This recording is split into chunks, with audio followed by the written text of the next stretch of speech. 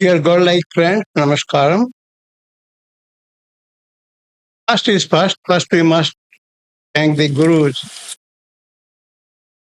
who actually introduce us to this wonderful topic about our own divinity. Om Guru Brahma, Guru Vishnu, Guru Deva, Maheshwara, Guru Sakshat Parang Brahma, Tasmai Shri Gurubhyo Namaha. Guru is the creator, Guru is the maintainer and protector, and Guru is the remover of obstacles and negative and sense. Guru is the direct manifestation of the formless Supreme Master God. Guru is one, and the Guru in human form is the continuity of that Supreme Boundless Master.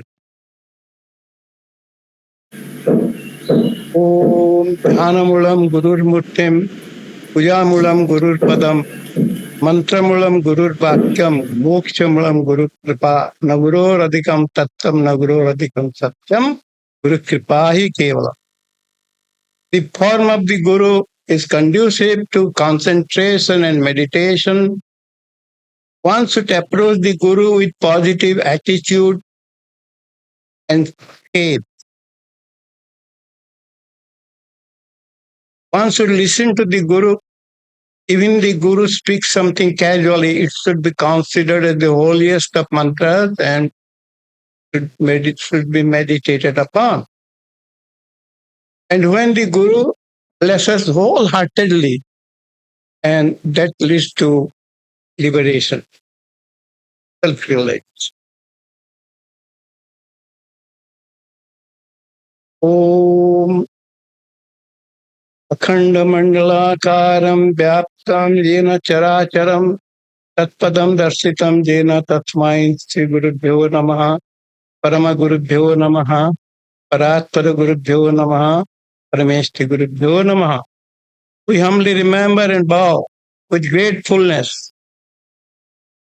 our lineage of Gurus, the Adi Guru, Bhagavan Sri Krishna, Lord Krishna, Mahavatar Babaji, Yogiraj Lahiri Mahashaya, Swami Sri Yukteswar, Paramahansa Yogananda, Swami Narayanagiri, Swami Satyanandagiri, and all the saints and sages for all time and all places.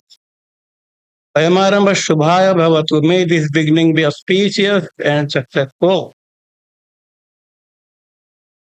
Om Shangno Mitraha Shang Varunaha Shangno Bhavatu Arjama Shangno Indro Brihaspatihi Shangno Vishnu Rukrama Namo Brahmane Namaste Vayo Namo Brahmane Namaste Vayo Tameva Pratyaksham Brahmase Tameva Pratyaksham Brahma Vadishyami Satyam Vadishyami Ritam Vadishyami Tanmam Avatu Tadbhaktaram Avatu Mam Avatu Bhaktaram.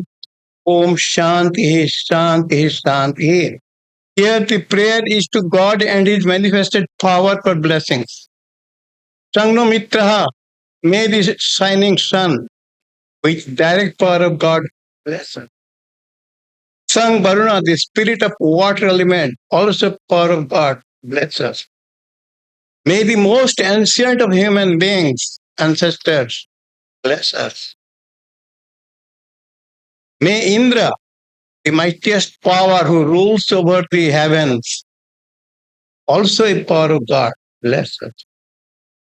Brihaspati, the learning power, the teaching power of God, also direct manifestation of God, bless us.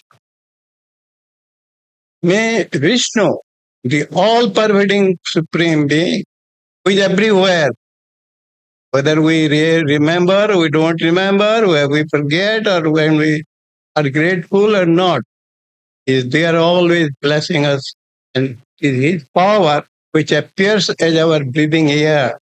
And I bow to my breathing air, the prana, the life energy, light of God.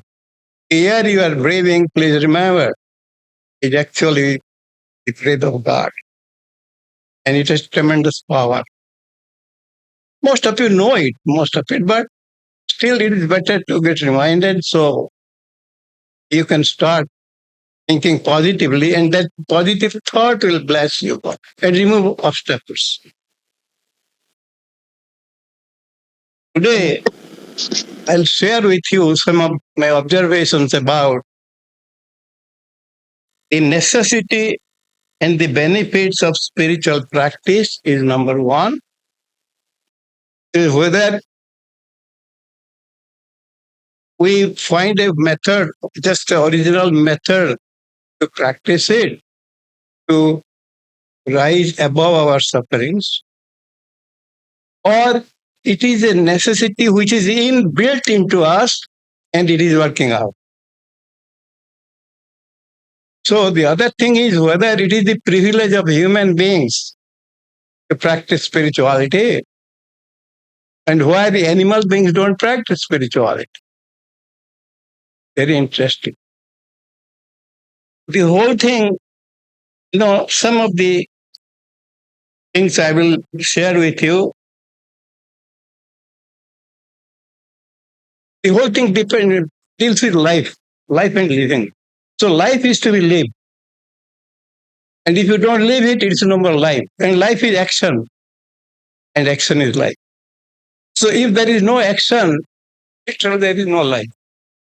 So if there is action, there is life. And some experience you like and you call it happiness. And you are crazy for it. And you want to repeat it. And it creates an addiction. And some experiences you don't like, you call it bad, negative, and you try to avoid it. The very process of avoiding it also creates some sort of a sanskara habit. So both ways, people are at disadvantage. Only practical spirituality. You don't have to imagine or rather create it. It is already in your there, in the brain. It is inbuilt. In animals, it doesn't exist. In human beings, it exists at different level of evolution, different grade of spirituality. It is scientific, it is logical. Let us see why human beings only try to practice spirituality and they realize the importance of spirituality. Why? It is evolutionary process. Let me say some of these points.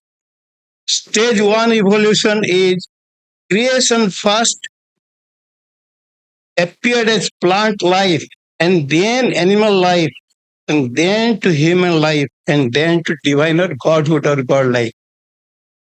In the stage two, evolution is from plant life to the animal life. Stage three, evolution is from lower animal life to higher animal life. Stage four, from higher animal life to anthropoid apes. And from anthropoid apes to primitive human beings, Homo erectus.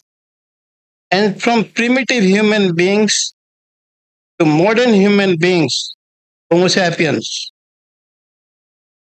The next stage is from modern man to spiritual man.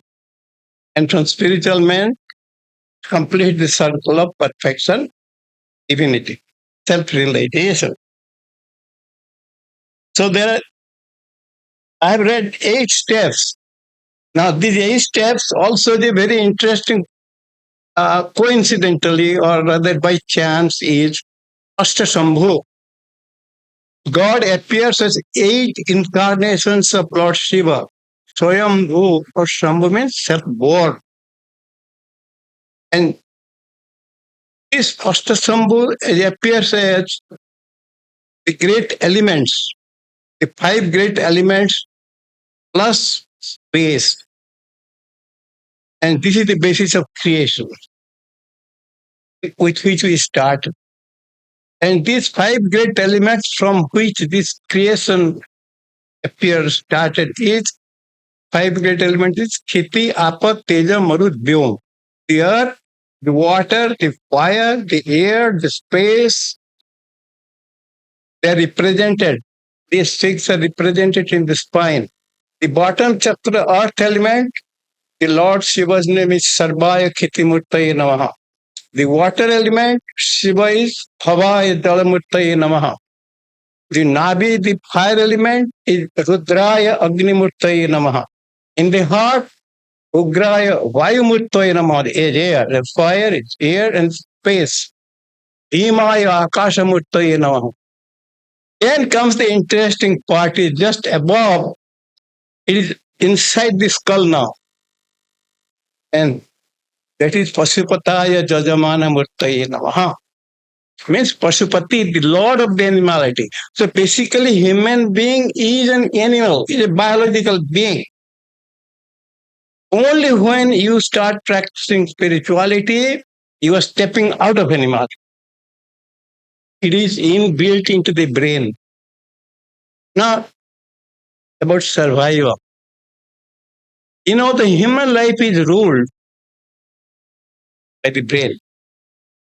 And the brain is maintained and supported by the heart, giving nutrition.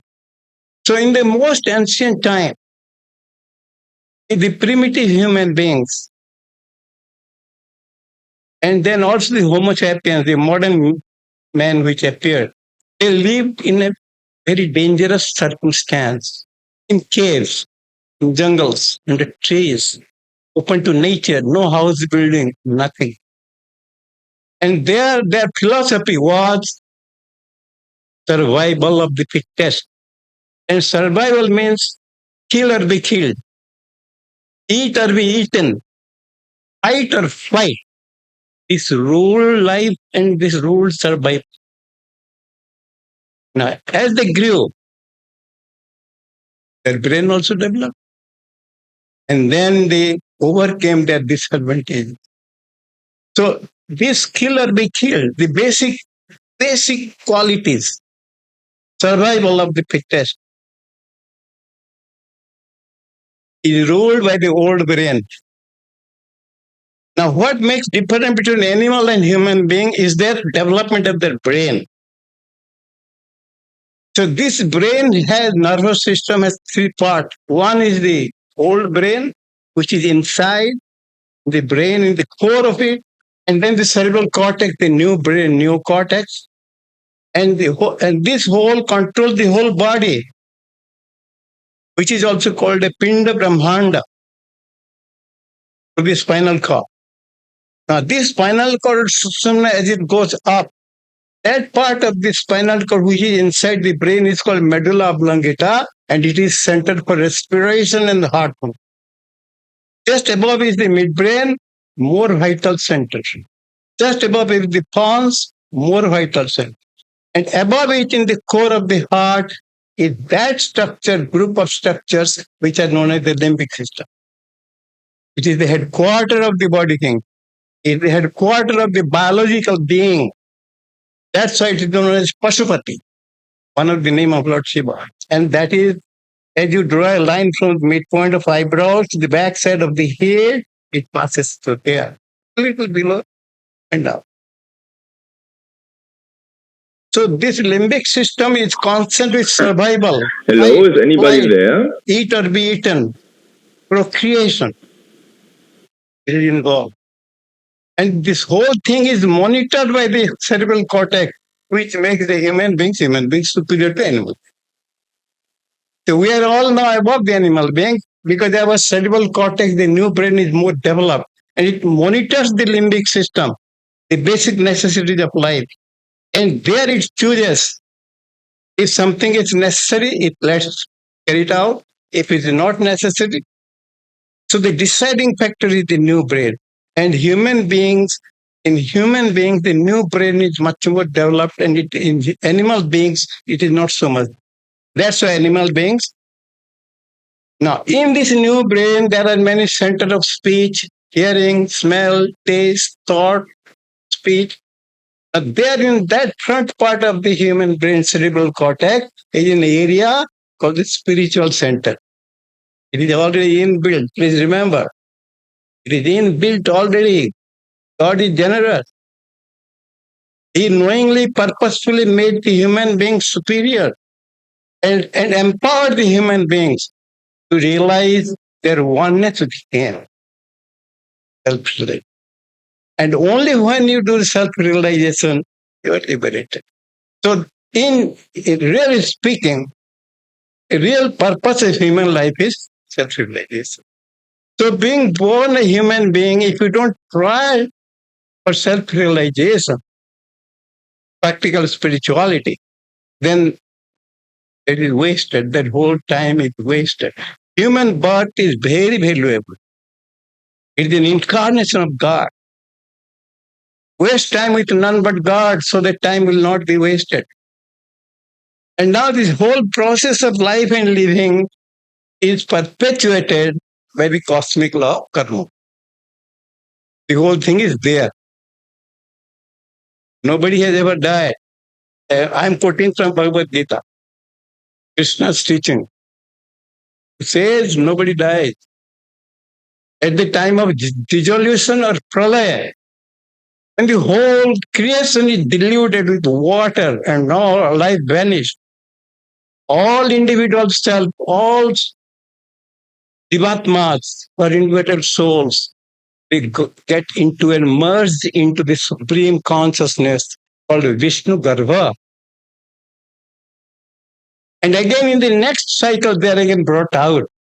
And according to their deposits of karma and karmapal, they are in different positions and different experiences of their own past karma.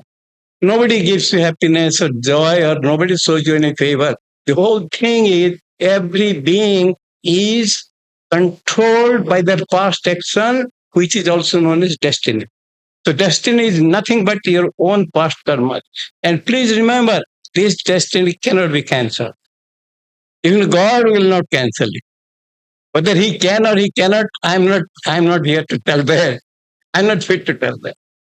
But one thing is, even God has admitted that once past karmas, you cannot escape. It has to be worked out. That's why in the Bhagavad Gita, when you read Bhagavad Gita, please read between the lines also. If you are sincere and if you have concentration, you can understand what indirectly it means. In one of the verse, most probably in the second chapter, it says, Dukhesu anudvikna mana sukhesu vigata spriya Dita raga bhaya krodha sthitadhir munirichyate. Who is a man of meditation? Who is a spiritual master? Who in good times is never overexcited, and in bad times is never nervous or fearful or anxious. Now, what is the indirectly it means? It means that good time and bad time will come in there according to your past karmas. They will come. But if you are spiritually evolved higher, it will not trouble you. You will not suffer. But you will pass through that experience. That's why the Lord said, when bad time comes, He is not anxious. He is not in agony. He will not panic. When good times come, He will not be overexcited, jump around. Sthitati, calmness under all circumstances. Here I remember that great king of Mahabharata time, Krishna's contemporary, Yudhishthir. Yudhishthir is the eldest of Pandava brothers, and he ultimately became the king and emperor. Yudhishthir means Juddhesthir. Juddha means conflict, confusion, chaos. In that situation, your mind is calm. You are undisturbed. Like a flame of a candle in a place where there is no air or no wind is blowing. Or Tailadharavat, like a stream of oil when you pour down, unworried. You have to be like Yudhishthir. If you want to enjoy the world, at the same time, you achieve liberation from the conditioning, from the bondage of your own past karma. So that's why please remember, You have tremendous opportunity as a human being to work out your own liberation and achieving your state of Satchit Ananda. The essence of every being is Satchit Ananda, absolute existence, absolute joy, absolute knowledge. Above that, there is no knowledge. Above that, there is no more joy. Once you realize it, you are liberated. This is called self-realization. So realizing your own higher self is really the purpose of life. And as I have explained, due to the brain structure, animal cannot do it. And please take advantage of these great blessings God has given every human being and work out your spirituality, the balanced life, a spiritual life. We call it practical spirituality. You know, life is material. There is no denying the fact. Life is material. Yet you have to have a harmony to rise above that material aspect and realize that real spirituality. It can be done. And that technique is known as Kriya Yoga, which consists of 10 techniques. You practice the technique, you will have a nice material life. The masters, they don't say they don't deny you're living a material life. Life is a material. Yet, living the material life, you will not be bound by the cosmic law of karma. And then, please remember, every single being is conditioned, is bound by destiny, their own past karma. Liberation is that you rise above it and realize your oneness with the Supreme. This is the essence. So this is few points. Now here the question is, if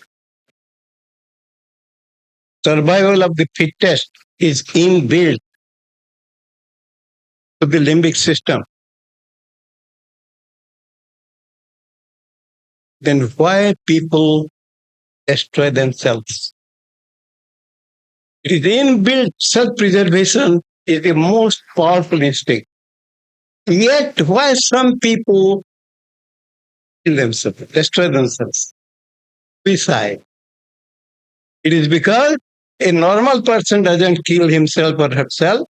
A pathological mind destroys itself. It cancels that inbuilt instinct, survival of the fittest to the limbic system. And that is the result of stress and depression. Chronic worry, anxiety, tension, depression leading to self-destruction. So is it for self-destruction God created human beings? So these are due to the social evils. And the other most important factor why the person is driven to kill or negative aspect, to tyrannize, is due to the restlessness of the mind. The one single factor of the human being suffering so many negative due to their own actions, which includes thought, speech, and action, is due to the restlessness of the mind. Most of the evils of creation, that's what the human standard, is due to the restlessness of the mind. That is where Yudhishthir, the king of Mahabharata, the emperor, overcame all and he became the emperor. Yudhishthir. It is said his spirituality is so much that his chariot, the horse-drawn chariot, the wheel never traveled on the ground. It traveled 6 inches above the ground. They try to describe him as the tremendous spirituality. That's the purpose. You have to be like Yudhishthir. If you want to strike a balance between the material life and spiritual life, ultimately your action will lead you to self-realization, the absolute truth about yourself. So you are born divine. You are conditioned, you are programmed for spiritual practice. Remember, to have a guru. The other thing of the bad effect of uh, is ego is the ego. The ego is born of restlessness of the mind and of ignorance.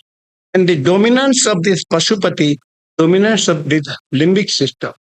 This ego keeps you away from your divinity. It is a barrier, and I call it biological ego. So until unless you go beyond the biological ego, you cannot be spiritual. You remain an animal. And that's why the best opportunity, the best technique of rising above biological ego and limitations and bondage of karma is to have a guru. You must have a guru. Without a guru, you cannot rise above animality. You cannot rise above your ego. The ego is the cause of all trouble, all evils. So rise above your ego. Have a guru. Work according to the guru. Don't argue with the guru. Don't discuss with the guru. When you go to the guru, how to approach the guru? Please remember Lord Ganapati.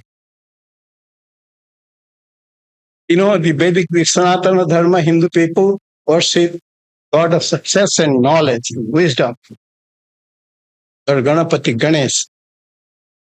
So when you approach the guru, you think of Lord Ganapati and go accordingly. How? Lord Ganapati had big ear. Elephant headed God, big ear. Now this ear is symbolizes listen more. Listen more. I'm using the word listen, not hearing.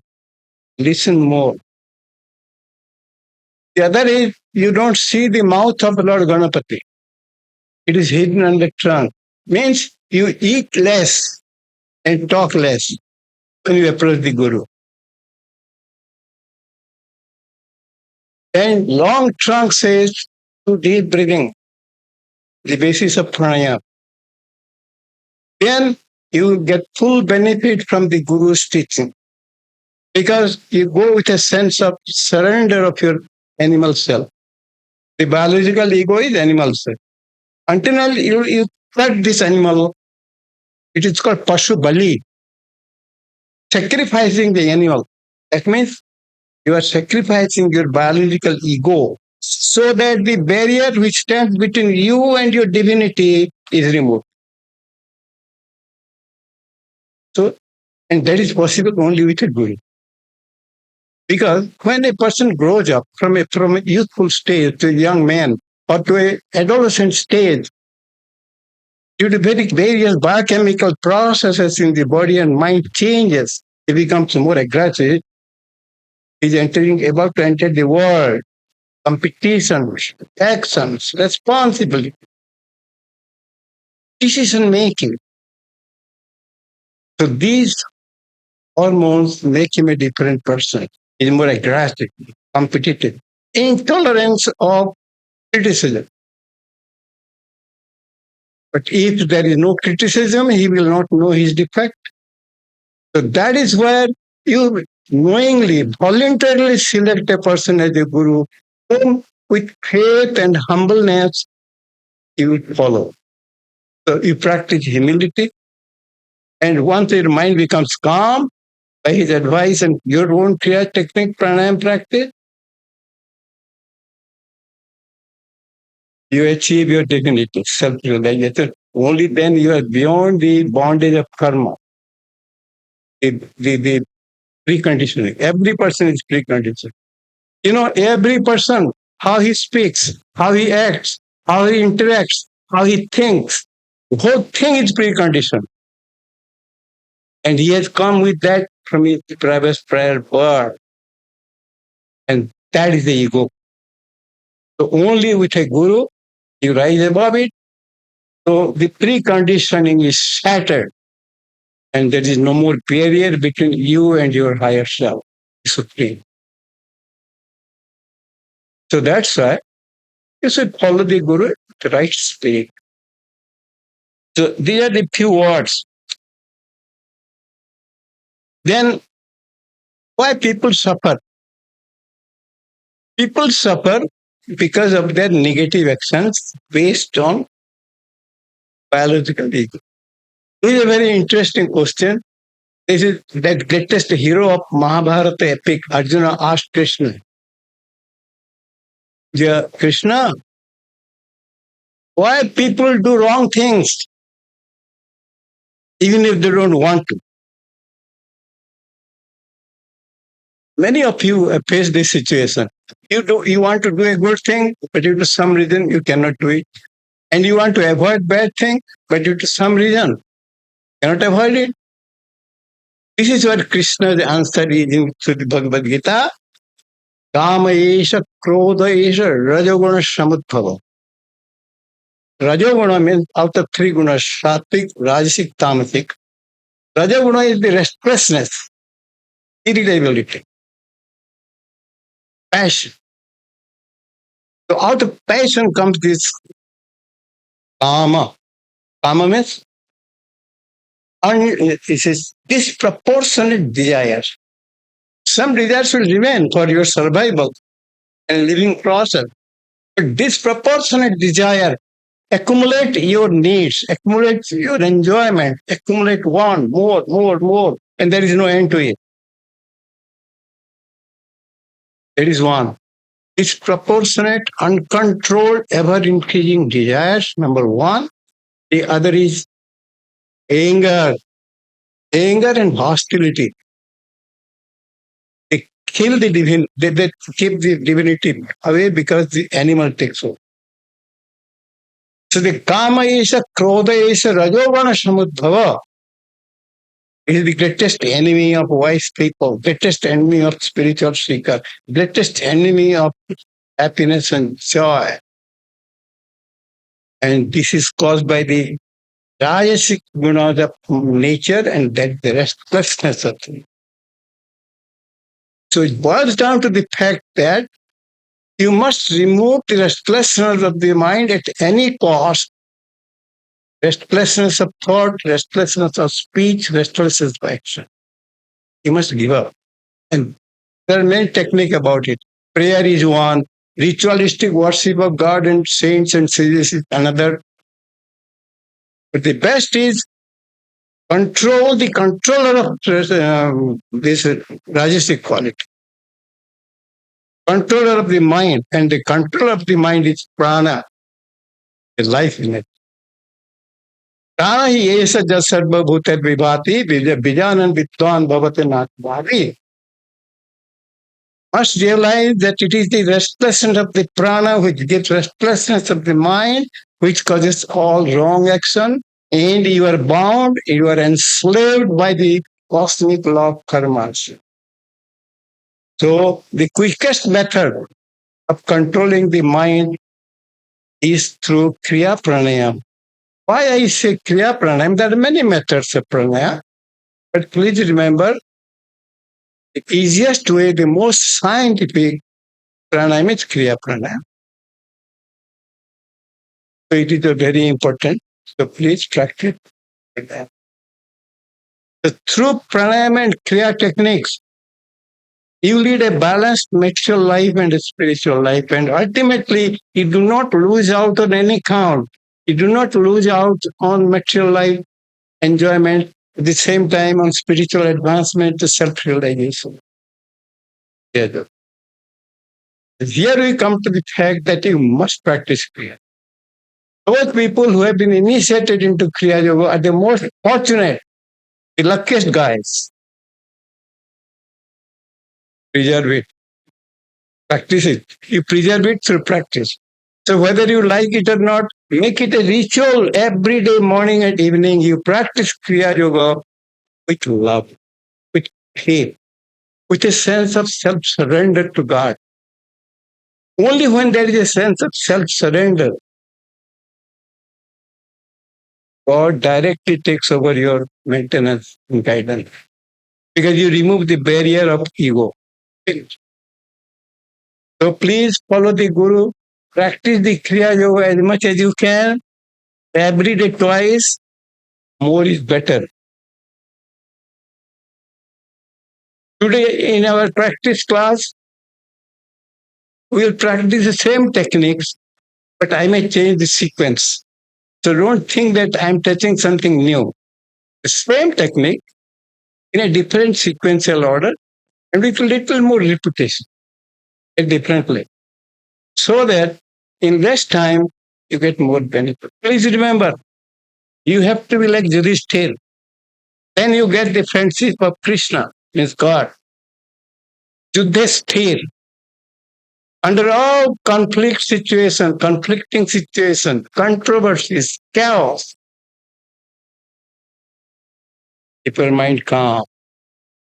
Just like the lighthouse in olden times, guiding the ship in the oceans. Even in storm, life is a storm.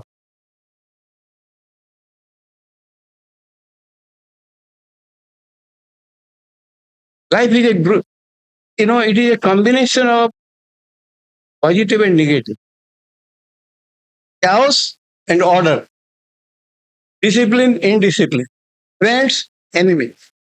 Life is like that. Now, another thing I will remind you, fight out the battle of life. If you think harmlessness is avoid fight and competition, such a situation is not there. Because life is based on competition. Survival of the fittest. It is built in the limbic system, in the cerebral cortex, built in. So be prepared to fight it out. Because life is competition. Life is fight between the good and the evil, between health and disease, between ignorance and knowledge. You can never avoid fighting. It is inbuilt in every being. Accept it. Be calm be like Yudhishthira. Fight out the battle of life. You must compete. That is our Adi Guru Lord Krishna has taught. Arjuna, perform your duties. Fight out the battle of life. Now, another interesting thing I will remind you here is, I'm quoting from the Bhagavad Gita, the last verse, the last chapter. Chapter 18, last verse, I think it is 78 or so. There Krishna is not teaching. Arjuna is not teaching, not speaking. It is the witness, Sanjaya, the guide, the confidant, the minister of that blind king, who is describing the war scenes to his king. And after hearing all the teachings of Krishna and having witnessed the universal form, Vishwarup, because Vyasadeva, his guru, gave him the wisdom eye, opened his third eye. Initiation means opening the third eye, spiritual. That is initiation. So he gives his conclusion. Jatra Yogeshwaro Krishna, Jatra Partha Dhanudhara, Tatra Srir Vijaya Bhutir Dhruva Nitir Matirma. The meaning is, wherever there is Arjuna who represents professional excellence. In your profession, you should never be second. You must achieve professional excellence. Then you get the friendship of God. That is how Arjuna earned. He was privileged to earn the friendship of God, who guided him through all ups and downs and of victory. And if your guide is God, who is Yogeshwara, who is the Lord of Yoga, remember your Ishtadeva. During initiation, we give you a Ishta mantra. He is representative of the supreme formless God. So when your professional excellence in association with God, your Ishtadeva, you are unbeatable. And you become free from all evils and negatives and suffering and misfortunes. This is practical spiritual. And please remember, it doesn't come. The Guru only opens your wisdom eye with third eye. and guides you. Do this technique like this. Your mind will be calm. You can meditate, and through meditation, you can feel your oneness with the Supreme, which is the truth. So these are the few facts I wanted to share with you. And but the main thing is practice. And practice has two aspects. One, remove the negative, cultivate the positive. There is about description God is there in some of the spiritual texts. He says God is kind and merciful. And why? I will quote the Sanskrit first. It is almost Odia. It says, Tunatha Parama Dayalu, Kushta Nivari Santapal. Oh God, you are the most kind and merciful. Why? Because you protect and nourish the good and you remove and destroy the evil. So God has two roles to play. And that is your Ishtadeva. He will remove your negatives. The Guru has shown the way to you. So practice, remember your mantra as much as you can, because through mantra, mind learns to become concentrated and undisturbed under disturbing circumstances. And please be assured, life is a mixture of good and bad. And it is a battle. Fight out the battle. Always keep the positive attitude. It doesn't mean hinsa. You have to remove violence. The whole thing is a mental process. Right above it.